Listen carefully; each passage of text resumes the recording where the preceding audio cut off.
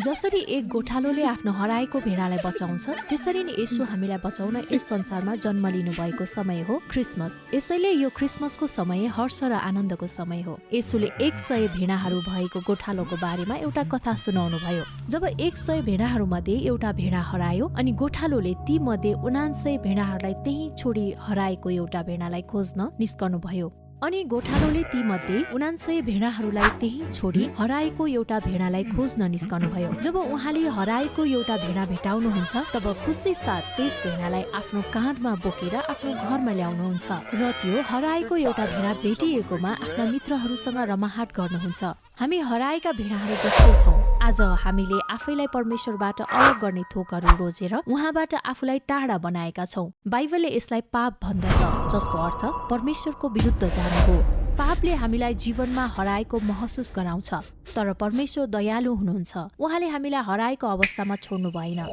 उहाँले आफ्नो पुत्र येशूलाई यस धरतीमा जन्मनको लागि पठाउनु भयो।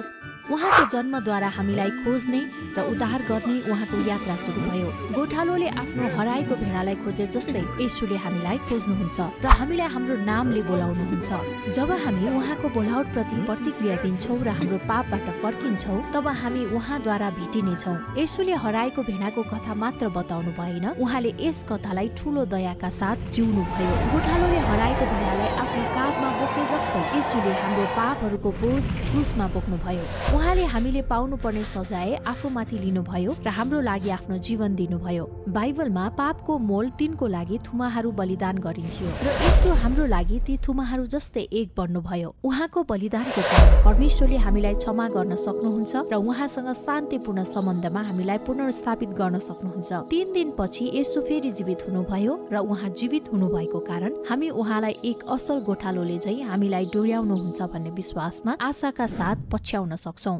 यो कथा क्रिसमसको मुटुमा छ। कहिले अन्त्य नहुने परमेश्वरको प्रेम हामीसम्म बगिरहेको छ। क्रिसमसले हामीलाई यो सम्झाउँछ कि हामी परमेश्वरबाट जति टाढा भएको महसुस गर्छौँ, त्यति नै येशू हामीलाई उहाँ कहाँ फिर्ता ल्याउन चाहनुहुन्छ। जसरी गोठालो आफ्नो हराएको भेडा भेटाएकोमा आनन्दित बस्छ, त्यसरी नै हामी प्रत्येक उहाँ कहाँ फर्केर आउँदा उहाँ पनि आनन्दित बन्नुहुन्छ। यस अवसरमा हामी तपाईलाई परमेश्वर र अरूसँग खुसियाली मनाउन निमन्त्रणा गर्दछौँ, किनभने भेडाको मालिकले आफ्नो बहुमूल्य सम्पत्ति फिर्ता पाए जस्तै परमेश्वरले हराएका मानिसहरूलाई, जसलाई उहाँले सृष्टि गर्नुभयो र माया गर्नुहुन्छ, फिर्ता पाइरहनु भएको छ। उहाँको महान प्रेमको प्रतिक्रियामा संसारलाई सबैभन्दा ठूलो क्रिसमस उपहार येशू दिनुभएको लागि हामी परमेश्वरको आराधना गर्छौँ। तपाईलाई क्रिसमसको शुभकामना।